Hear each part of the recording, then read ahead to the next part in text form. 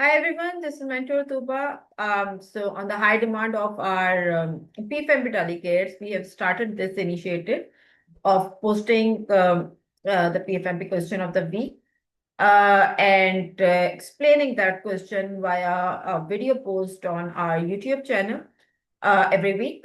So we are posting this very first video in this capacity.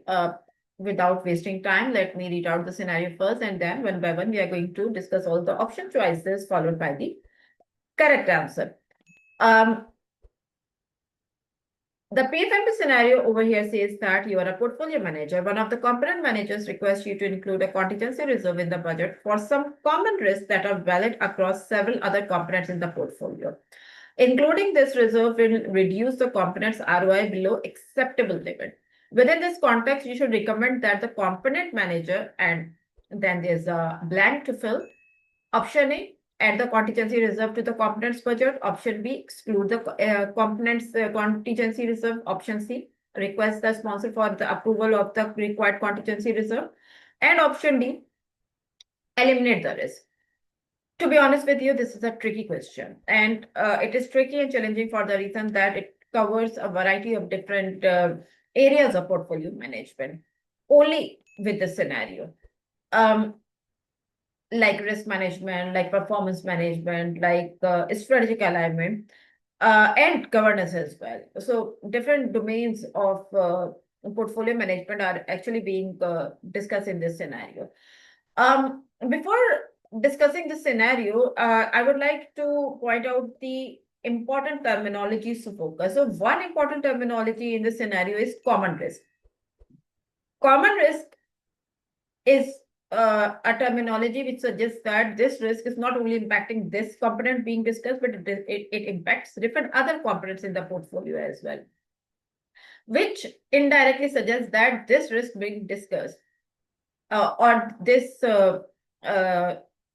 risk or where the contingency is needed in this component actually is a portfolio level risk, not a component level risk anymore. Maybe it's originated in the component level, but it actually suggests that as it is impacting the portfolio, so it should be included in the portfolio risk register and should be dealt accordingly.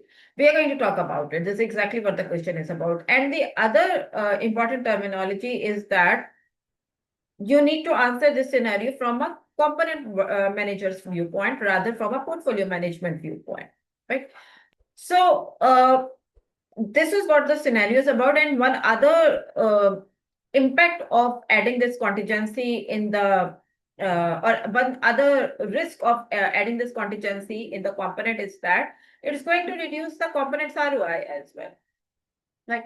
So if the component manager thinks that additional contingency is needed to deal with this risk, which is not only his risk, but the other components risk in the portfolio as well, and also it is negatively impacting its ROI, then this is not a decision to be taken on his own clearly. This is an escalated situation, or this should be escalated to the higher up authorities. And this is exactly what the context of this question is, that if the component manager thinks that contingency is needed and this contingency is also negatively impacting its component profitability as well as also impacting the other components, maybe negatively or positively, that's not mentioned in the question, but that's also not important, but it's a portfolio level risk. So as a component manager, option A is definitely not your thing to do as a component manager. Why? Because adding the contingency reserve to the components budget is not your call to make. It's a portfolio manager or the portfolio management committee's call to make, not your call. So option A is out. Option B, exclude the component contingency reserve.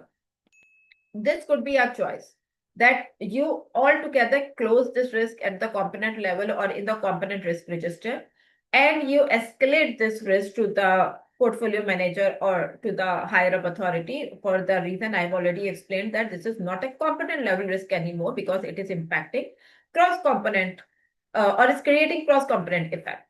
So we are going to keep option B and we are going to come back to this after discussing option C and D. Option C says request the sponsor for the approval of the required contingency reserve. So while I'm speaking with you, this poll is still open and delegates are actually participating in the poll. So I'm seeing that most of the people actually, um, it's more than 50% of the delegates are actually of the opinion that option C is the best thing to do. And option B has got only 19 to 20%. Um, Option C could be a good thing to do. I'm not saying that it's altogether the wrong choice, because of course there's a component manager, and component manager could be a project manager, program manager, or product manager, anybody who is working under the umbrella of portfolio within certain initiatives taken by portfolio. As a project manager or program manager, if you request your sponsor to approve or disapprove this contingency, then this makes some sense. I understand this. However, like I mentioned, adding this contingency brings different risks. And one risk is that this this is a common a situation, or this is a common uncertain event for the different components, not only for this component. So this can't be dealt in silo within this component only. So project manager or program manager speaking to their program sponsor or project sponsor for the approval of this contingency reserve doesn't make full sense.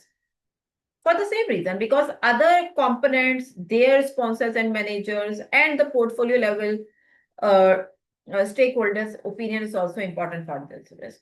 So a sponsor alone for this component can't approve or disapprove that risk. So option C is out actually. Option C is not the right thing to do. Option C is partial. It's not the full answer to this question.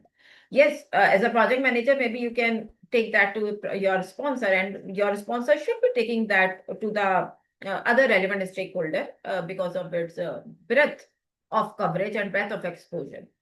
So option C alone is not the right thing to do, right?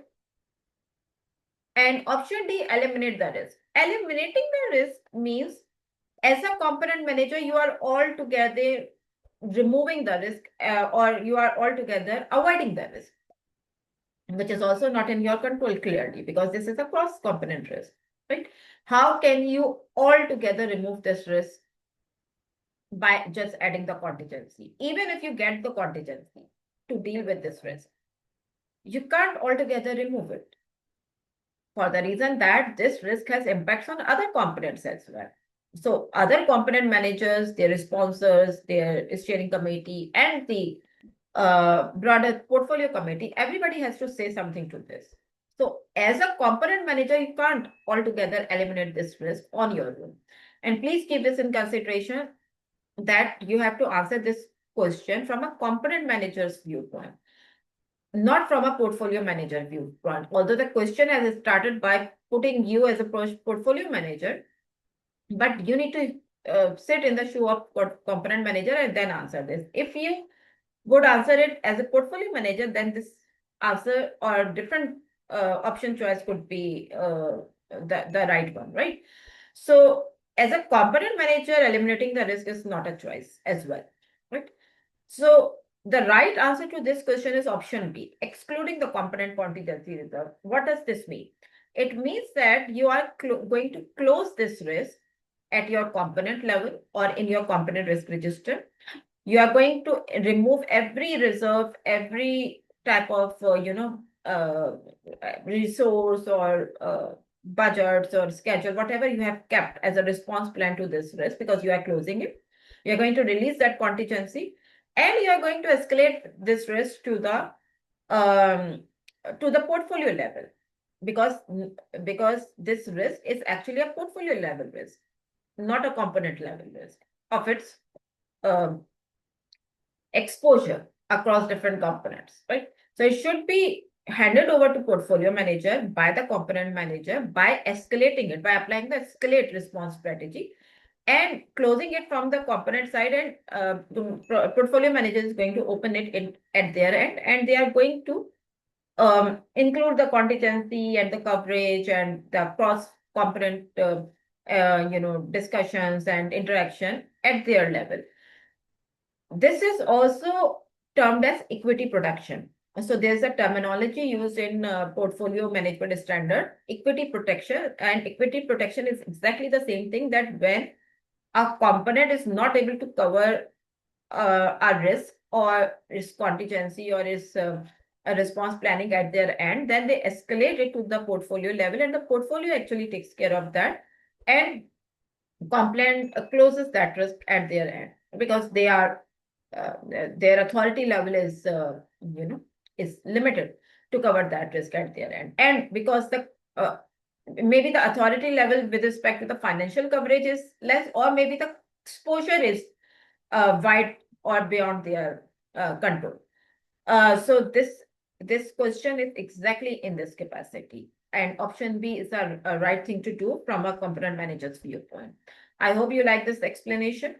And yes, maybe some of you would say that is this or like, is this the same thing as management reserves? Yes, kind of. So if you are not able to deal it at your end, and if you are escalating this situation to the steering committees at a portfolio level, then yes, you can say that this is a situation which is beyond your control and which demands the coverage from the higher up committee or higher up level. Although management reserve, by definition, are those reserves which are usually utilized in the case of unknown, or the situation which is not identified or not anticipated. This is an anticipated situation. But yes, management reserves could be utilized in a variety of different ways. Equity protection is one such way of using the management reserves the right way.